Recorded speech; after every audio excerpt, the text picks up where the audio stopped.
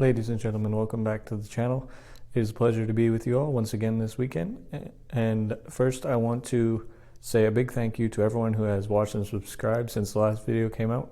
I am very grateful for each one of you, all my new subscribers. The channel is growing, and I am thrilled that it's getting out to people, that it's making a difference, and that you want to see more. So I'm going to keep it coming for you. And this week I want to deviate a little bit from the style of the last couple of videos in which I've given more kind of lifestyle advice. We're going to keep a mix of that. We're going to throw that in every now and then, every few weeks, but also I want to keep it in proper balance with cultural commentary, and you have to talk about those issues as they arise and as they're in the public consciousness. So today I have to address something. It's unfortunate that we have to talk about, but we do. And that would be the tragic events in Nashville this week on Monday, the shooting at the Covenant School. And this is a big topic, something that I'll probably address in more detail later on, after I've had a chance to gather the facts and make a proper report and do it justice, because there's a lot of things we could talk about, but that will take some time for everything to come to light. But one thing that we can address today is another thing that could probably be broken down into a series of videos, and I'll most likely be doing that in the near future because there's a lot of levels to this madness, but that would be the pronoun issue. And we do need to talk about it. We do need to explain why we as conservatives take the stance that we do. So just as a note, throughout this discussion, I will be referring to the shooter by her name, Audrey, and using the pronoun she, her, which feels like a weird thing to specify because that's just the reality of the thing. That's who she was.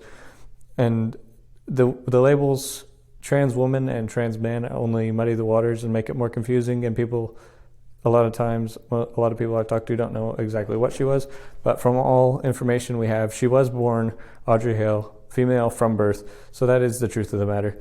And police officials in Tennessee recognize this truth as well, and reported from the beginning that the shooter was female. This is from National Review, quote, "After initially describing the shooter as female in official department statements, Nashville Police Chief John Drake said during a Monday afternoon press conference that the shooter, a former student at the Covenant School, identified as transgender.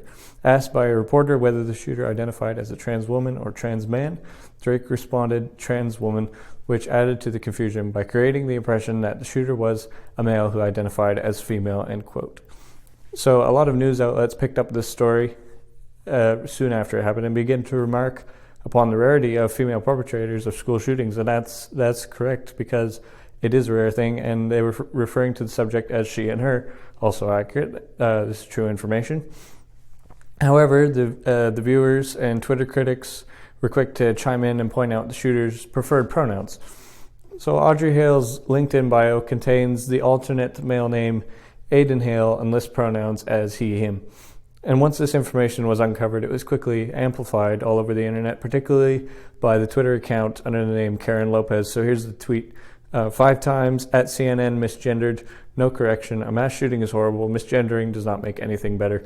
So variations of this quickly caught on, and all the major mainstream media platforms were quickly rushing to cover their mistake. And the New York Times had originally tweeted that mass shootings by women are rare.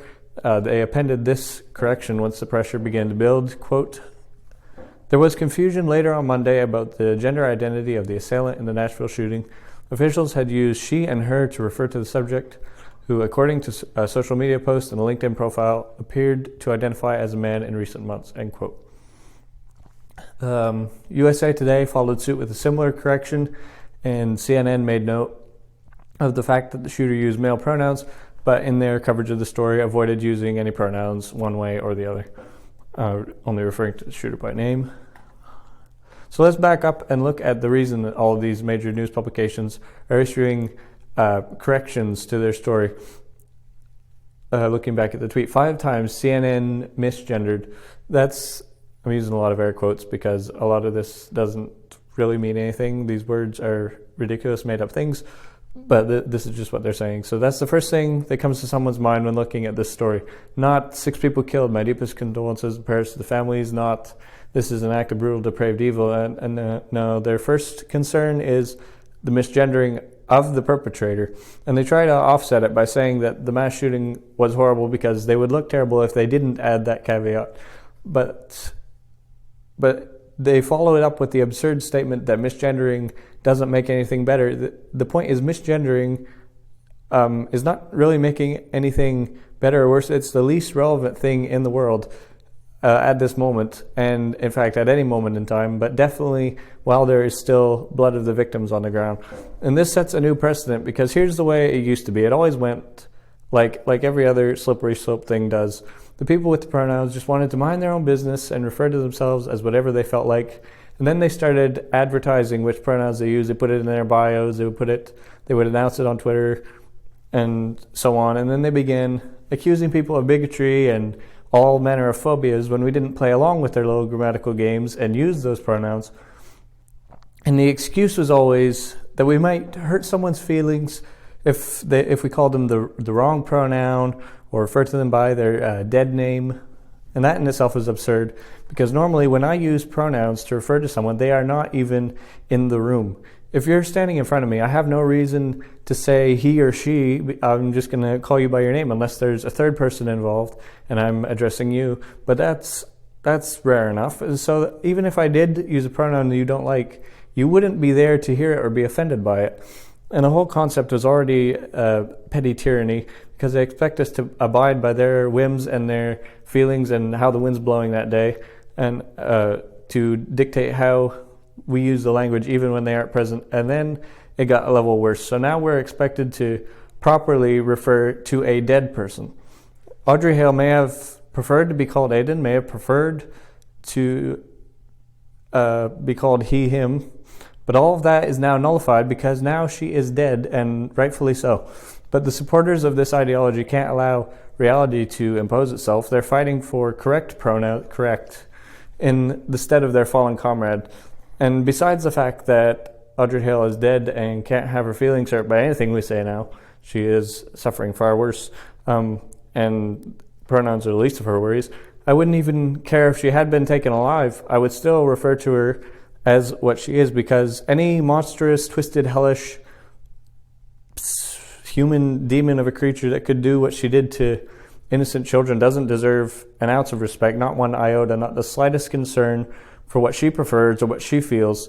She forfeited any right to anyone caring about what she says or thinks or feels the moment that she pulled the trigger and began her massacre. And they don't expect us just to have respect for a depraved killer. They expect us to have respect for a dead depraved killer, and I'm not doing it. And you shouldn't do it either. This person is worthy of nothing but contempt, and anyone taking her side, anyone who can witness this event and take the side of the person who carried it out rather than the victims, is worthy of nothing. It's impossible to comprehend the level of soullessness and just base level evil that is required to concern yourself with a dead person's preferences when people have just lost their children. And I don't respect these people. I don't respect Audrey Hale. I don't care about their feelings. I care about the truth.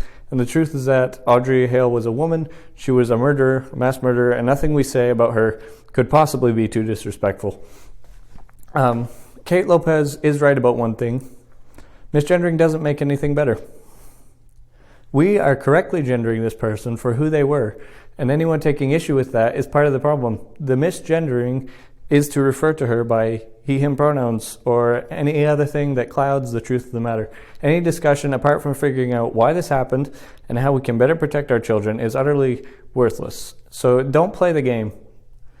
There's so much pressure to concede and just do it because it doesn't really matter. But these people do not own the English language. They don't get to claim my pronouns, because pronouns are not a thing you can possess. They describe a truth about the world, and that truth is not defined by the identity in your head, and you're not that powerful to twist the world with your thoughts and your words, and you're not that important either.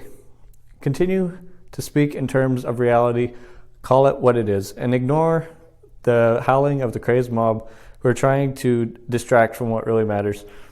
So remember that, stand strong. Until next time, stay safe, stick to the truth, and may God help our world and bless each one of you. Keep us safe, and I'll see you next week.